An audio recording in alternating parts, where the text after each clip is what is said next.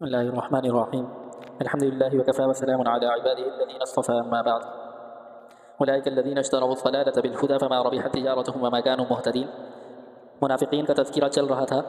اللہ تبارک و تعالیٰ یہاں پر منافقین کی دو اقسام کو بیان فرمائیں گے کہ ایک منافقین کی قسم وہ ہوتی ہے کہ جن کے سامنے حق واضح ہو جاتا ہے اور دلائل اور معجزے آنے کے بعد ان کے اوپر حق بالکل واضح ہو جاتا ہے، اس کے باوجود وہ ضد پر اڑے رہتے ہیں اور ضد پر اپنے عناد اور ضد کی وجہ سے حق کو قبول نہیں کرتے.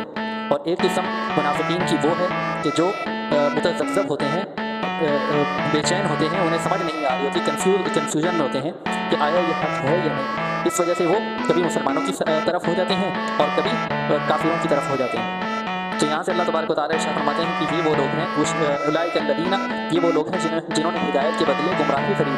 فما ربحت تجارتہم، نہ لہٰذا ان کی تجارت میں نفع ہوا اور نہ انہیں صحیح راستہ نصیب ہوا.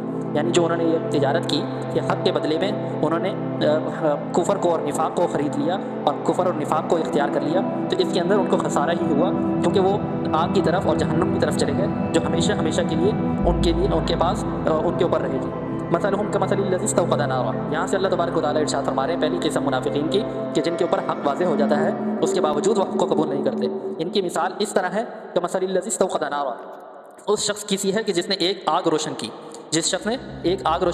فلما اضاءت ما حولہ ذهب اللہ بنورہم، تو جب اس نے ماحول کو روشن کر دیا تو اللہ نے ان کا نور سلب کر لیا اور انہیں اندھیریوں میں چھوڑ دیا. فہم لا یرجعون، چنانچہ اب وہ واپس نہیں آئیں گے.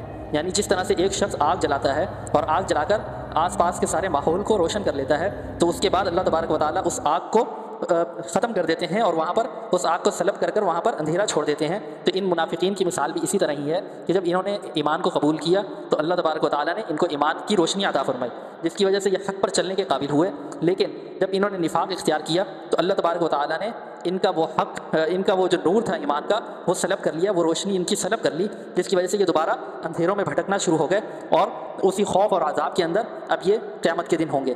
صم بکم عمی فہم لا یرجعون، اللہ تبارک و تعالیٰ ایسے لوگوں کے بارے میں ارشاد فرما رہے ہیں کہ وہ بہرے ہیں. بہرے ہونے کا مطلب یہ نہیں کہ وہ سن نہیں سکتے، بہرے ہونے کا مطلب حق نہیں سن سکتے ہیں، حق کو قبول نہیں کر پاتے. بکمون گونگے ہیں، بول نہیں سکتے. بکمون بول نہیں سکتے، یہ نہیں کہ وہ بالکل بولنا ہی نہیں جانتے، گونگے ہیں، اس طرح نہیں ہے. گونگے ہونے کا مطلب یہ ہے کہ خرس عن الخیر، یعنی خیر نہیں بول سکتے. عمیون، اور یہ اللہ تبارک و تعالیٰ ان کے بارے میں ارشاد فرما رہے ہیں کہ یہ اندھے ہیں، یعنی دیکھ بھی نہیں پاتے ہیں. یعنی یہ نہیں ہے کہ وہ دنیا کی چیزوں کو نہیں دیکھ پاتے ہیں، بلکہ عمیون کا مطلب یہ ہے کہ عن طریق الہدا، جو ہدایت کے راستے ہیں ان کو نہیں دیکھ پاتے ہیں. فہم لا یرجعون، اور اللہ تعالیٰ آگے ان کے بارے میں یہ ارشاد فرما رہے ہیں کہ یہ واپس بھی نہیں لوٹ پائیں گے. یہ جس گمراہی میں پڑ چکے ہیں اس سے واپس بھی نہیں لوٹ پائیں گے، کیونکہ وجہ یہی ہے کہ یہ اپنی ضد اور عناد کے اندر ہیں، جس کی وجہ سے یہ آخر جا کر ایک مرحلہ ایسا آتا ہے کہ اللہ تعالیٰ ان کے دلوں پر مہر لگا دیں گے اور کبھی ان کے لیے کوئی ایسی صورت نہیں ہوگی کہ واپس لوٹ پائیں. آگے اللہ تبارک و تعالیٰ دوسرے قسم کے منافقین کا تذکرہ فرما رہے ہیں کہ او کصیب من السماء فیہ ظلمات ورعد وبرق، یا پھر ان منافقوں کی مثال ایسی ہے جیسے آسمان سے برسی ایک بارش ہو. او کصیب من السماء، آسمان سے برسی ہوئی ایک بارش ہو. فیہ ظلمات ورعد وبرق، اندھیری رات ہو جس میں اندھیریاں بھی ہوں، اور ورعد، اور گرج بھی ہو اور چمک بھی ہو، برق، بجلی بھی چمک رہی ہو.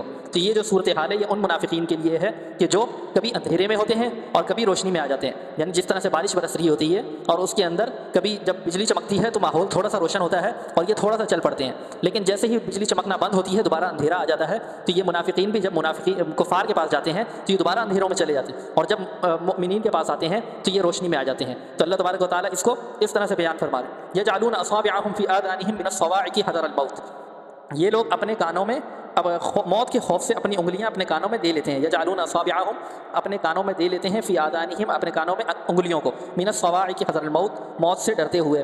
یہ جو خوف ہوتا ہے اور جو اللہ تعالیٰ قرآن کے اندر وعیدیں بیان فرماتے ہیں اس قسم کے لوگوں کے لیے، تو یہ اس سے ڈر کر اپنے کانوں میں انگلیاں دے لیتے ہیں. واللہ محیط بالکافرین، اور اللہ تعالیٰ کافرین کا احاطہ کرنے والا ہے. یعنی اللہ تعالیٰ تمام کافرین کا اور تمام منافقین کا معلوم ہے.